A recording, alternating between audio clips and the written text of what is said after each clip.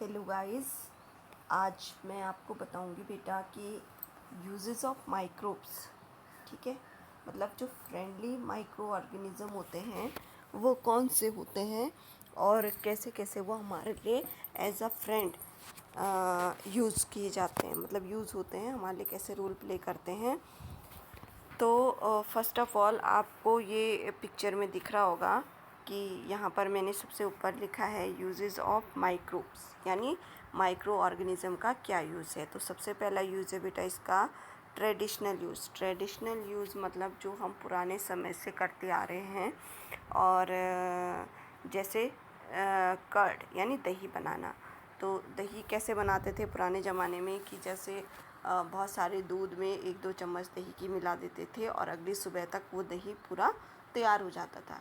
ठीक है, तो ये कैसे तैयार होता था कि जो दही में बेटा एक बैक्टीरिया पाया जाता है। दही में क्या पाया जाता है? एक बैक्टीरिया पाया जाता है जिसका नाम क्या है? लैक्टोबैसिलस। लैक्टोबैसिलस।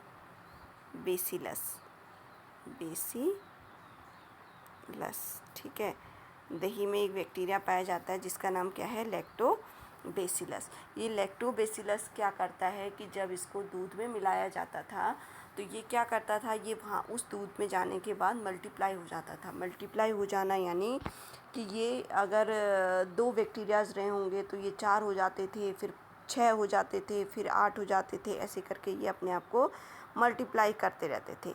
ठीक है, तो मतलब इनकी जो संख्या होती थी वो बढ़ने स्टार्ट हो जाती थी। ठीक है, तो इसके कारण क्या होता था, वहाँ पर वो दही जो है जमना स्टार्ट हो जाता था। ये तो हो गया ट्रेडिशनल यूजेस बेटा। फिर आपका ब्रेड वगैरह, ब्रेड बनाने में भी इसका यूज़ किया जाता है बेकिंग इंडस्ट्रीज़ में। जैसे आपको पता है ईस्ट पता होगा आपको। ईस्ट क्या होता है? ईस्ट कैसे कि जैसे आपने कभी देखा कि ये जैसे आटा है या मैदा है, और उस मैदे में अगर आप क्या करो कि थोड़ा ईस्ट का पाउडर डाल दो और वार्म वाटर से उसको मिला दो गर्म पानी से। ठीक है, तो आप 1-2 घंटे के लिए उसको छोड़ दोगे अगर कुछ टाइम के लिए, तो वो मैदा और आटा क्या हो जाता है, वो फूलना स्टार्ट हो जाता है।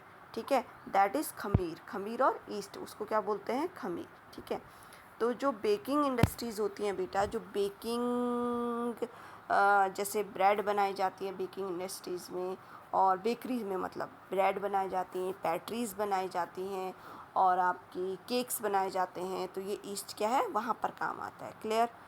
आप देखिए, अब आपका सेकंड पॉइंट, जो सेकंड यूज़ है माइक्रो ऑर्गेनिज्म का, उसको हम डिवाइड करते हैं सेकंड पार्ट में, जैसे कमर्शियल यूजेस। ठीक है, तो ये जो मैंने आपको 5 कैटेगरी बनाई है बेटा यहाँ पर, ये किस लिए बनाई हैं कि ये शॉर्ट है आपको याद करने के लिए। आपकी बुक में काफ़ी लेंदी है, तो ये आपको याद करने के लिए नोट्स हैं ये आपके, ये बहुत इजी है याद करने में। ठीक है, तो फर्स्ट यूज़ हो गया ट्रेडिशनल यूज़, उसमें क्या था आपका? कर्ड मेकिंग हो गया, ब्रेड और केक्स और ये बनाना हो गया। सेकंड हो गया आपका कमर्शियल यूज़। कमर्शियल यूज़ में, कमर्शियल मतलब होता है व्यापारिक रूप से, जिससे लोग अपनी आमदनी करते हैं इससे। ठीक है, जैसे वाइन बनाने में, अल्कोहल बनाने में ये यूज़ होता है। तो अल्कोहल कैसे बनाई जाती है बेटा? अल्कोहल कैसे बनाई जाती है, ये आपका अल्कोहल बनाने में आपका जो शुगर होता है, जो ईस्ट होता है, वो आपको पता है, जो शराब वगैरह होती है वो आपके नेचुरल शुगर से बनाई जाती है। नेचुरल शुगर मतलब कि जैसे अनाज हो गए, आपके अनाजों में जैसे आपका ज्वार, बाजरा, ये सब चीज़ें, गेहूँ, राइस, इन चीज़ों से आपकी शराब बनाई जाती है। कि ठीक है, क्योंकि इनमें नेचुरल शुगर होती है। कार्बोहाइड्रेट्स क्या है? एक शुगर है जो नेचुरल शुगर का रूप में रहती है। ठीक है, नेक्स्ट हो गया आपके जो क्रश्ड फ्रूट्स होते हैं, यानी जो फ्रूट्स होते हैं उनको क्रश किया हुआ रहता है। क्रश मतलब उनसे रस निकालना एक तरीके से। ठीक है, तो जो फ्रूट्स के रस होते हैं वो भी क्या होती है? नेचुरल शुगर होती है बेटा। ठीक है, तो नेचुरल शुगर को ये जो बैक्टीरियाज होते हैं, ये माइक्रो ऑर्गेनिज्म होते हैं, ये क्या करते हैं? अल्कोहल में कन्वर्ट कर देते हैं, यानी वाइन वगैरह इस तरीके की फॉर्म में उसको क्या कर देते हैं? कन्वर्ट कर देते हैं। ठीक है, तो इसलिए ये कमर्शियल यूज़ में भी माइक्रो ऑर्गेनिज्म आपकी हेल्प करते हैं। क्लियर? अब थर्ड है आपका मेडिसिनल यूज़। क्या है इसका? यानी मेडिकल में इसके क्या यूजेज़ है? तो मेडिकल के फील्ड में इसका यूज़ है एंटीबायोटिक्स बनाने में, ठीक है। एंटीबायोटिक्स क्या होते हैं, आपने देखा होगा कभी आपको फीवर आ जाते हैं तो आप डॉक्टर के पास जाते हो, डॉक्टर क्या करते हैं, आपको एंटीबायोटिक्स की टैबलेट देते हैं, इंजेक्शन लगाते हैं। ये एंटीबायोटिक्स का काम क्या होता है कि आपके शरीर में रोगों से लड़ने को के लिए आपके शरीर को मजबूत बनाते हैं, ठीक है। ये मतलब कोई भी सूक्ष्म जीव या माइक्रो ऑर्गेनिज्म या रोगाणु जिसको बोलते हो आप, कीटाणु जिसको बोलते हो, ये आपकी बॉडी में अटैक नहीं कर पाते, तो इसलिए एंटीबायोटिक्स आपको दी जाती हैं। क्लियर? ओके।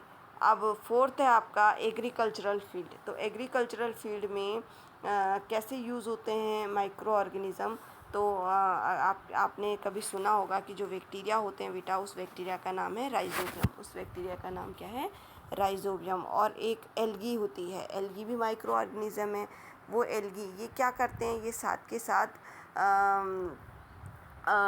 नाइट्रोजन फिक्सेशन का काम करते हैं। कैसे करते हैं बेटा नाइट्रोजन फिक्सेशन का काम, कि ये जो बैक्टीरिया होता है राइजोबियम, ये क्या करता है, ये इस एल्गी की जड़ों में रहता है, एल्गी के साथ रहता है, और ये एल्गी इस बैक्टीरिया को खाना वगैरह देता है। ये बैक्टीरिया क्या करता है, एटमॉस्फेयर से नाइट्रोजन को ले करके और उसको पौधों को देता है, ठीक है, मतलब एल्गी को देता है। क्लियर हो गया? तो एग्रीकल्चर में इसका ये काम, मतलब ये मिट्टी को फर्टाइल बनाता है, उर्वरा शक्ति को बढ़ाता है। तो इस तरीके नाइट्रोजन पौधों के लिए बहुत ज़रूरी है, तो इसलिए ये जो बैक्टीरियाज़ होते हैं ये नाइट्रोजन फिक्सेशन करके क्या करते हैं, नाइट्रोजन को पौधों के लिए उपयोगी बनाते हैं, ठीक है। अब पांचवा है आपका एनवायरमेंटल तरीके से ये कैसे यूज़फुल होते हैं।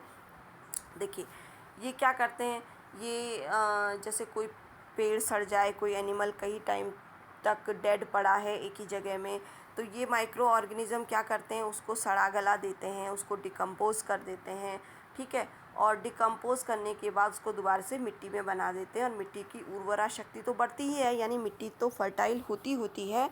ये उस एनवायरनमेंट को भी क्लीन कर देते हैं, क्योंकि देखिए अगर वो पदार्थ वहाँ पर रहेगा सड़े गले कंडीशन में या ऐसे भी रहेगा तो बहुत गंदगी फैल जाएगी, एनवायरनमेंट पोल्यूटेड हो जाएगा।